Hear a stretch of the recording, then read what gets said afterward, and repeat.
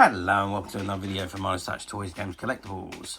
And today, well, we're looking at something that's now quite old, has become very collectible, especially in this mint condition, and is becoming more and more difficult to find.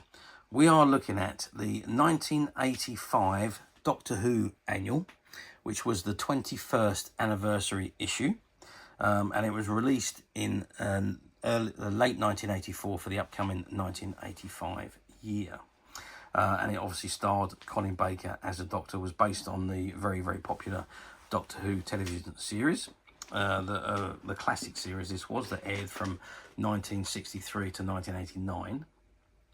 Now, during that time, there were 7 actors that played the part of the Doctor.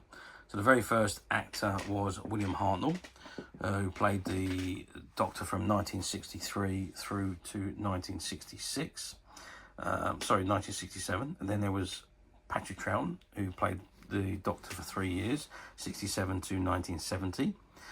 John Pertwee, 1970 to 1975. Tom Baker, 1975 through to 1982. Peter Davison, 1982 through to 1984.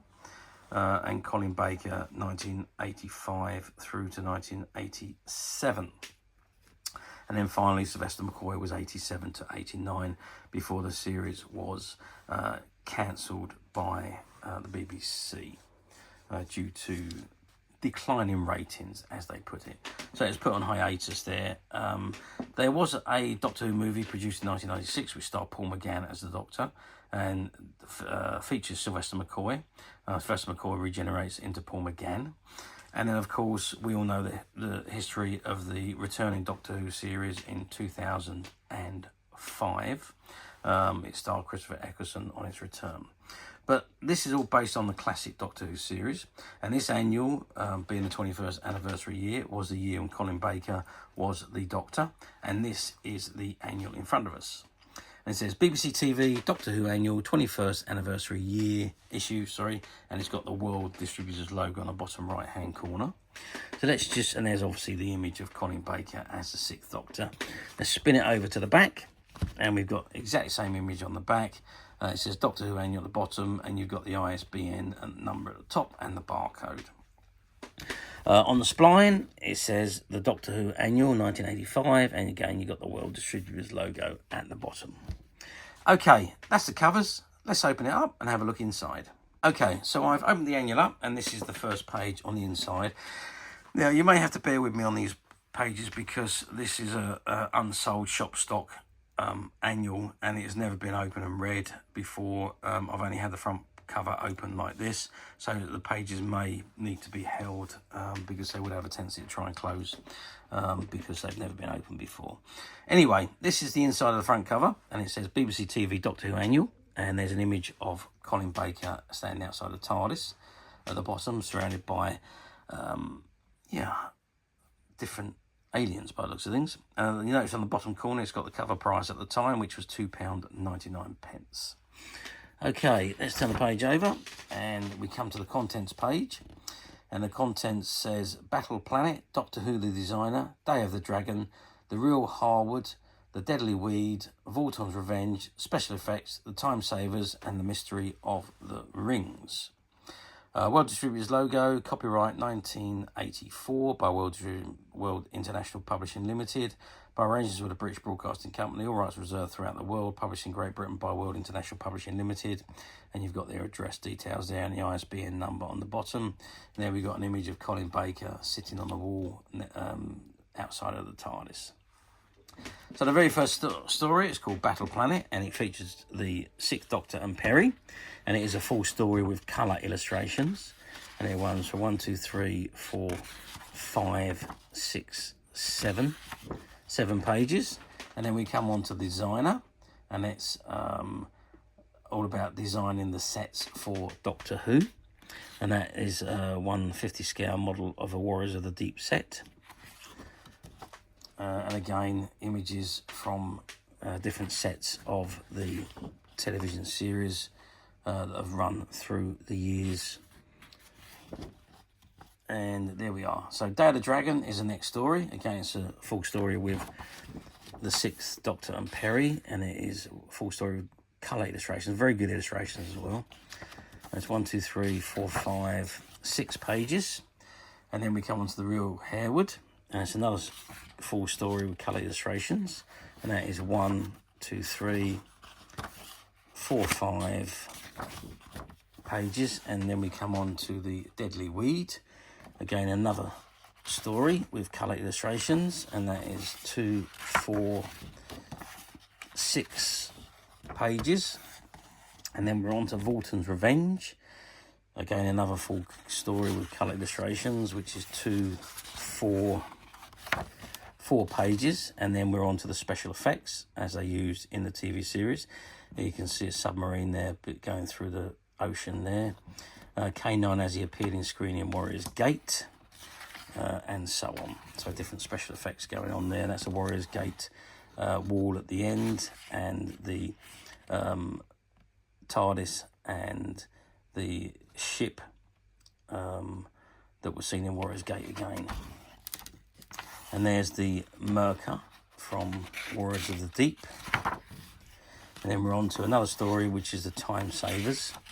And that's another full story with colour illustrations. And that is 2, 4, 6, 8, 10 pages. Quite a long story, that one. And then we're on to the Mystery of the Rings, which again is another full story with colour illustrations featuring the 6th Doctor and Peri. And that is 2, 4, 6 pages, and that brings us to the end of the annual.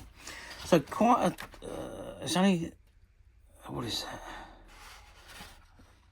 61 pages, this 21st anniversary annual.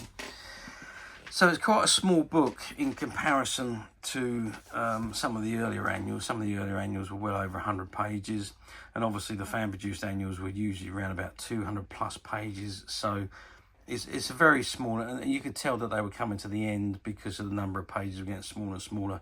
The contents wasn't necessarily as good as the earlier annuals. There was obviously a lot of stories in these books, but no comic strip stories.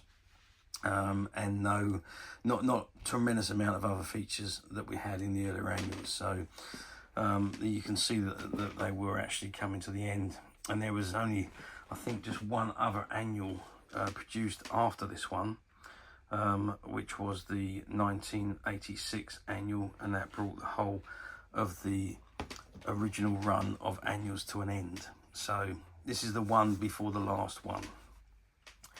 So, how well did it do back in 1984? Well, as I say, Doctor Who's popularity was probably dwindling a little bit. The ratings for the television series has certainly dwindled, and I think a lot of that was to do with the way it was shown now. Now, Doctor Who originally, for many, many years, was a Saturday tea time television series. From the Peter Davison era, it was moved to midweek. Even though Peter Davison was a very popular character at the time, very, very much known for All Creatures Great and Small. So when he took over the role, it was an immediate success. The ratings went up. However, again, towards the end of his tenure, the ratings were beginning to fall again. And that's because of what it was being shown opposite. It was being shown opposite the flagship television shows of ITV, which was Coronation Street at the time. So the ratings were taking a bit of a pummeling, and obviously when Colin Baker took over, the scheduling was still poor against the opposition. So again, the ratings were pummeling. So obviously the annuals were not selling as much as they were either. So sadly, it didn't do as well as you would have expected them to do, and especially being that it's the 21st anniversary issue, you would have expected a lot more sales, and you would have expected a lot more content, to be perfectly honest with you, than what's in this book. But there we are, that's the way it was done back in 1984. Okay, let's move forward 41 years to 2025, which is where we are today. Do these annuals come up for sale very often on the platforms? Not as often as they used to. is quite a frank answer. You used to see a lot of these annuals popping up on the platforms. Nowadays, very few. And again, I think that's now because of the numbers that were produced. Originally, I'm guessing there was a lot of unsold annuals. People had duplicates and maybe they were selling them online a lot, I don't know, or maybe people had just decided to downsize their collections, get rid of their annuals or what have you. So originally there was quite a lot of these annuals appearing on the platforms.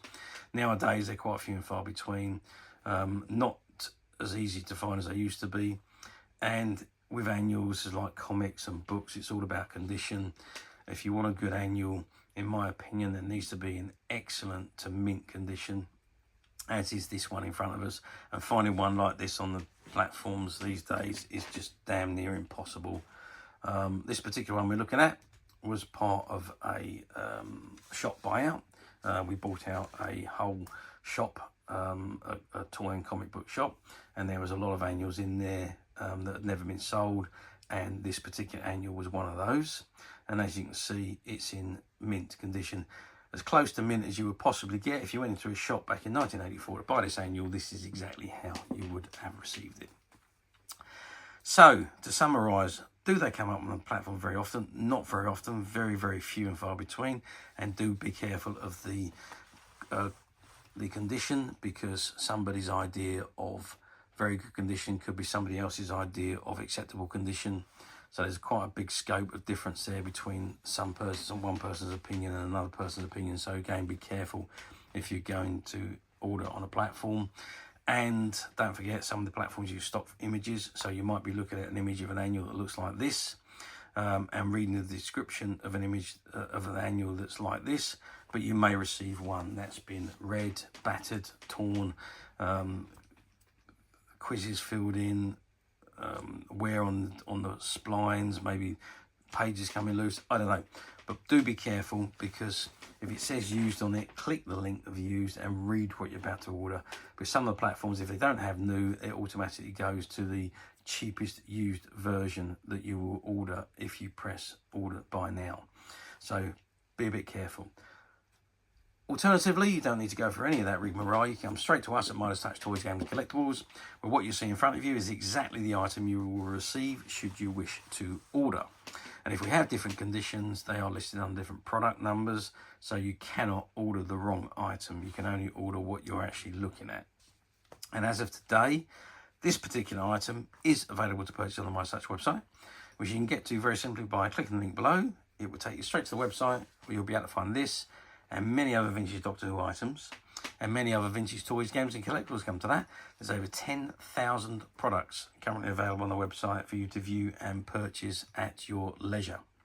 And don't forget to hit the subscribe button, because we're uploading videos for every new item that goes into the website.